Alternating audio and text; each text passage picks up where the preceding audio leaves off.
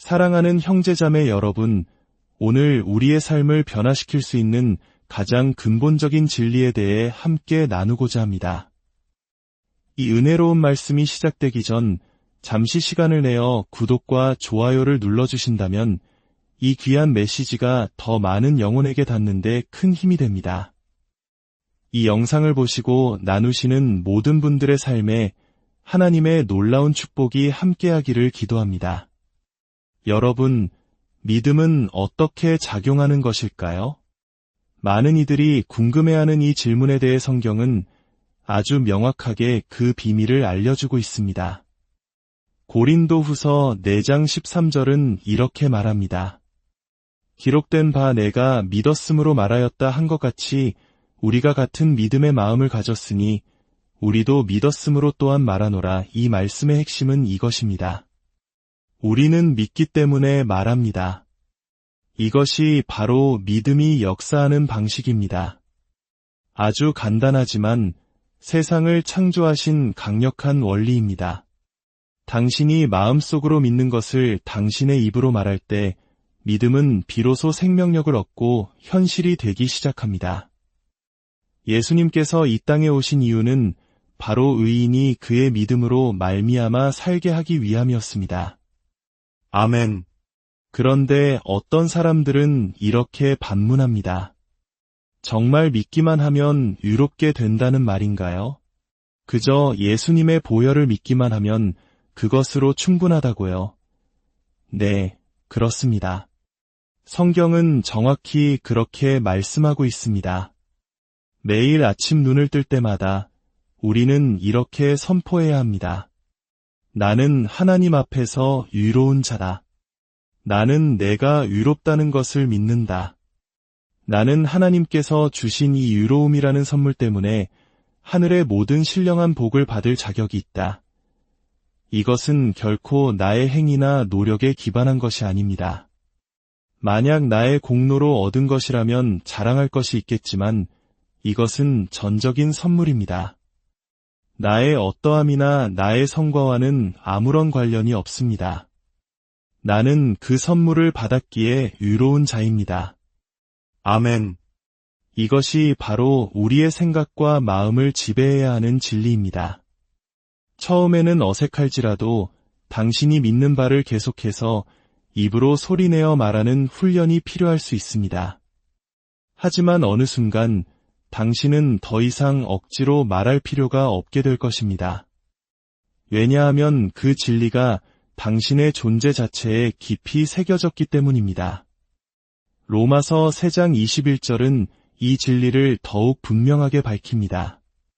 이제는 율법 외에 하나님의 한유가 나타났으니 율법과 선지자들에게 증거를 받은 것이라.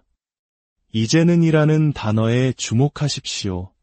구약시대에는 율법을 지키고 십계명에 순종하는 행위가 필요했습니다. 의롭게 되기 위해선 완전한 순종이 요구되었지만 그 누구도 그것을 이룰 수 없었습니다. 그래서 하나님께서는 그의 아들 예수 그리스도를 보내셨습니다. 예수님께서는 우리의 모든 죄를 짊어지시고 십자가에서 죽으심으로 우리에게 의로움을 율법과 상관없는 선물로 주셨습니다. 이것이 무슨 의미일까요? 하나님은 당신이 완벽해지기를 기다리지 않으십니다. 당신의 삶이 모든 면에서 정돈되기를 기다리지 않으십니다.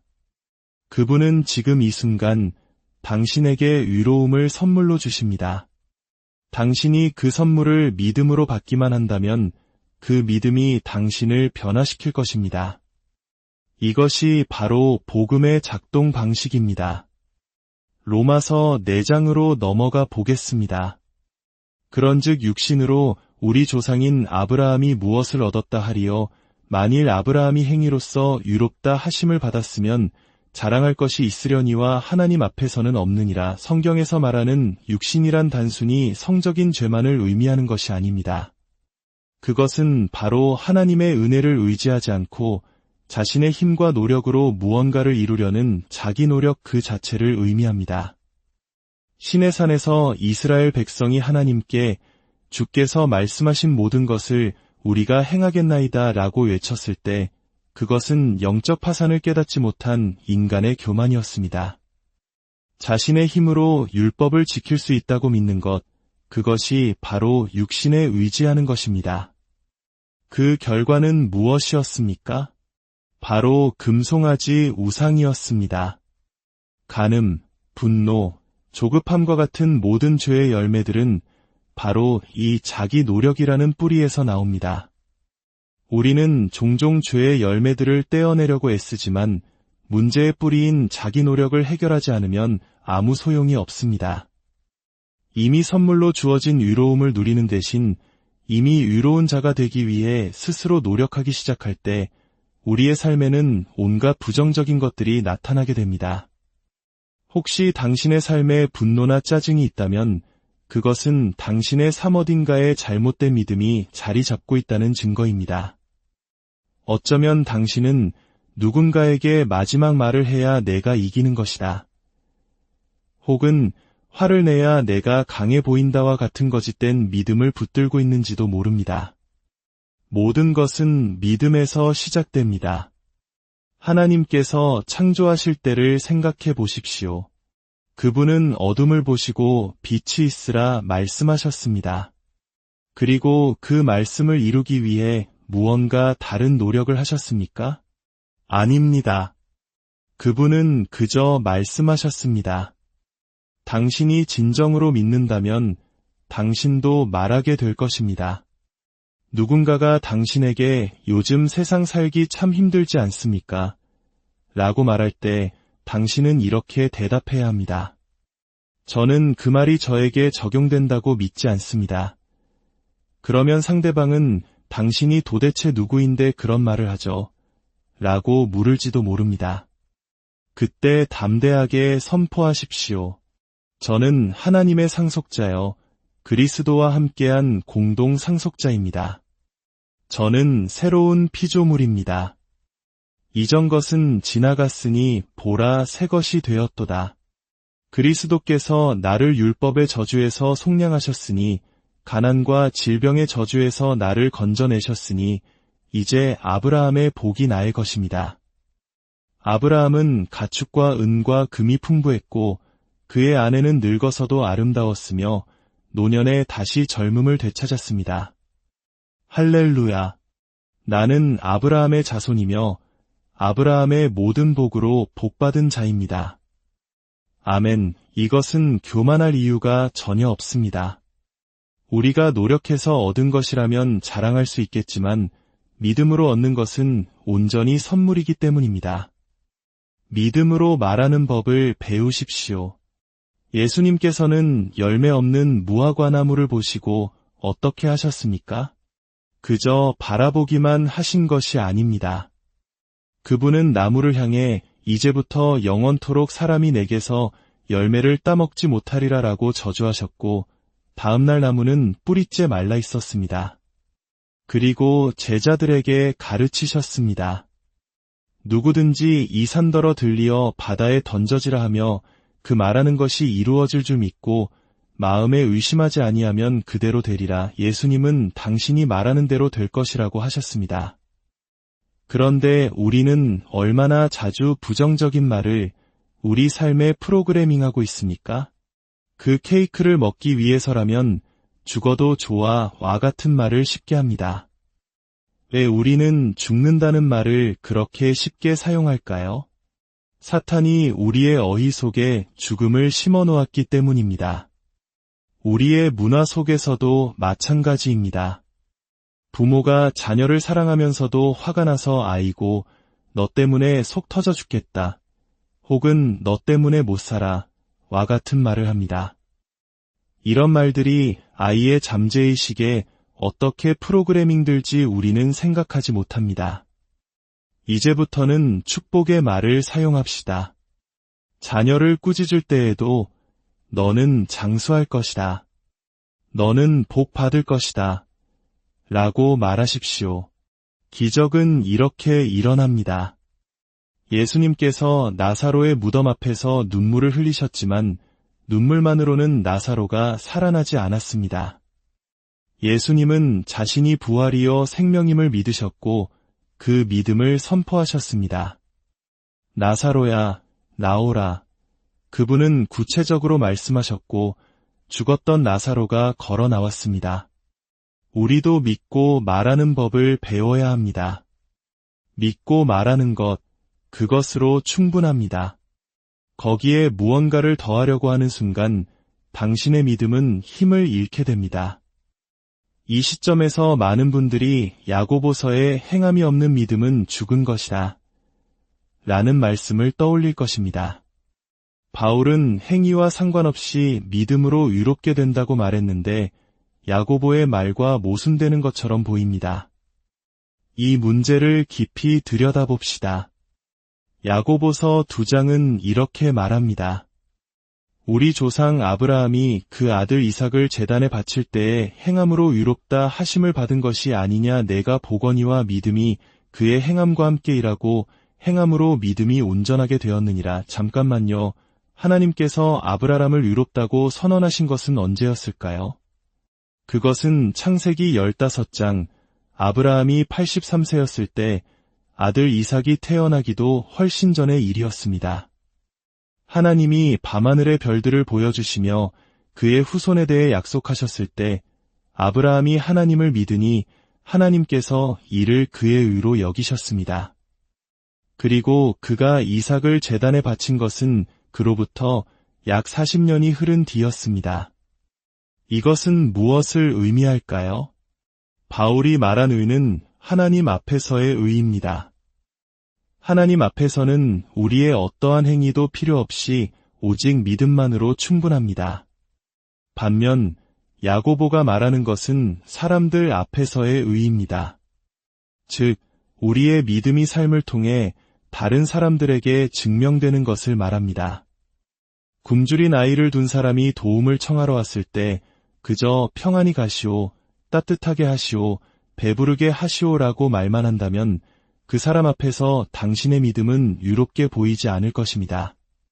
중요한 것은 하나님께서 아브라함을 의롭다고 선언하신 후 그 믿음의 위대한 행위인 이삭을 바치는 일이 나타나기까지 40년이라는 긴 시간이 걸렸다는 사실입니다. 우리는 이제 막 구원받은 사람에게 너무나 빨리 행동의 변화를 요구합니다. 믿음의 열매가 맺히기까지는 시간이 필요합니다. 야고보서는 또한 기생 라합의 예를 듭니다. 그녀는 여리고 성의 정탐꾼들을 숨겨줌으로써 행함으로 의롭다 함을 받았습니다. 하지만 그녀가 왜 그렇게 했을까요? 그녀는 수년 전부터 하나님께서 홍해를 가르신 사건을 듣고 하나님을 믿고 있었습니다. 정탐꾼들을 만났을 당시 그녀는 여전히 기생이었습니다. 그녀의 믿음이 위대한 행동으로 나타나기까지는 시간이 걸렸습니다. 하지만 결국 그녀의 삶은 변화되었고 유다 지파의 지도자와 결혼하여 예수 그리스도의 족보에 오르는 영광을 얻었습니다. 당신의 과거가 어떻든 상관없습니다. 올바른 믿음은 당신의 미래를 바꿀 수 있습니다. 또한 어떤 이들은 야고보서 1장 22절에 너희는 말씀을 행하는 자가 되고 듣기만 하여 자신을 속이는 자가 되지 말라는 구절을 인용합니다. 이 말씀의 진정한 의미는 무엇일까요? 문맥을 살펴보아야 합니다. 성경은 거울과 같습니다. 우리가 성경이라는 거울을 들여다볼 때 우리는 그리스도 안에서 새로운 피조물이 된 우리의 참모습을 봅니다. 하나님께서 나의 모든 쓸 것을 그의 풍성함에 따라 채우신다. 그가 채찍에 맞음으로 너희는 나음을 얻었다. 우리는 율법 아래 있지 않고 은혜 아래 있다. 이것이 바로 거울에 비친 우리의 모습입니다. 말씀을 듣기만 하는 자는 거울로 자신의 참모습을 보고 나서 돌아서서 금방 자기가 어떠했는지를 잊어버리는 사람과 같습니다. 세상의 소리와 문화에 휩쓸려 자신이 누구인지를 잊어버리는 것입니다. 말씀을 행하는 것은 거울에 비친 자신의 참된 정체성, 즉 유롭고 복받고 치유받은 자로서 살아가는 것을 의미합니다. 마지막으로 의를 행하는 자라는 표현에 대해 살펴봅시다. 요한일서 3장 10절은 의를 행하지 아니하는 자나 또는 그 형제를 사랑하지 아니하는 자는 하나님께 속하지 아니하니라 라고 말합니다. 여기서 의를 행한다는 것은 무엇일까요? 성경은 바로 가인과 아벨의 이야기로 그 의미를 설명합니다. 아벨의 행위는 의로웠고 가인의 행위는 악했다고 말합니다. 그들의 행위는 무엇이었습니까? 바로 하나님께 드린 제물이었습니다. 아벨은 어린 양의 피를 드렸습니다. 이것은 자신의 죄를 인정하고 오직 죄 없는 희생제물이신 예수 그리스도를 통해서만 하나님께 나아갈 수 있다는 믿음의 표현이었습니다. 하나님은 이것을 의로운 행위라고 부르십니다. 반면 가인은 하나님이 저주하신 땅의 소산을 제물로 가져왔습니다. 피 없는 제물이었습니다. 이것은 나는 그다지 큰 죄인이 아니며 내 노력의 산물로도 충분히 하나님께 나아갈 수 있다는 자기위의 표현이었습니다. 하나님은 이것을 악한 행위라고 부르십니다. 그들의 믿음의 결과는 무엇이었습니까? 가인의 마음에는 미움과 살인이 싹텄습니다. 자신의 행위로 의로워지려는 사람의 마음에는 종종 쓴 뿌리와 분노가 가득합니다. 성경이 말하는 의를 행하는 것은 바로 아벨처럼 예수 그리스도의 보혈을 의지하는 올바른 믿음을 갖는 것입니다. 올바르게 믿을 때만이 올바르게 사랑할 수 있습니다. 형제를 사랑하는 것은 믿음의 열매이지 또 다른 율법이 아닙니다. 사랑하는 성도 여러분, 당신의 미래에 무엇이 일어나기를 원하십니까?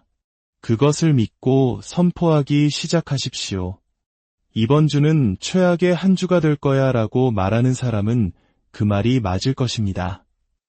이번 주는 최고의 한 주가 될 거야 라고 말하는 사람도 그 말이 맞을 것입니다. 하나님께서 말씀으로 세상을 창조하셨듯 당신도 당신의 믿음의 말로 당신의 세상을 창조할 수 있습니다. 하나님께서 당신에게 주신 믿음을 사용하십시오. 더 나은 세상을 만드는데 사용하십시오. 아멘. 이제 잠시 고개를 숙이고 눈을 감아 주십시오.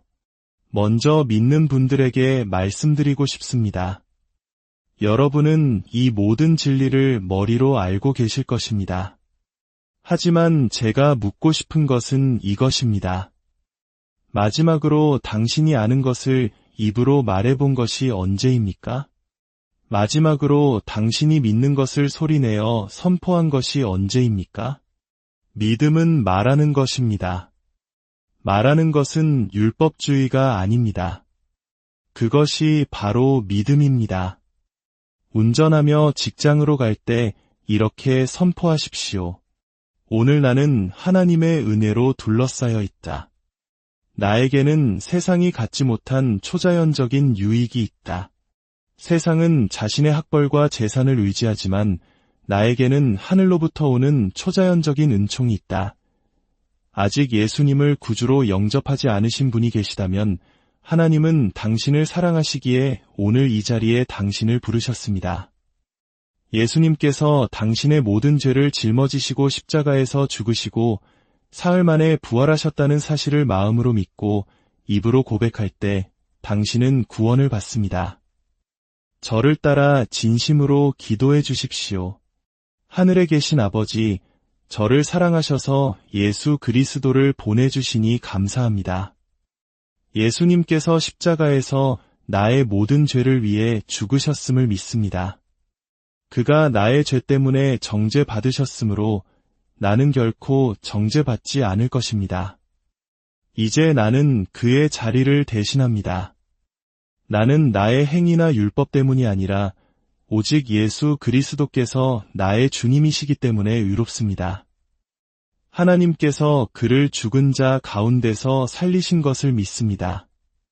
나는 구원받았습니다. 나는 복받았습니다. 나는 용서받았습니다. 나는 하나님의 은총을 입은 자입니다.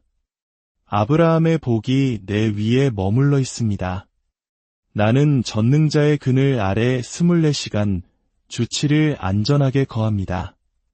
할렐루야. 이제 모두 손을 들어주십시오.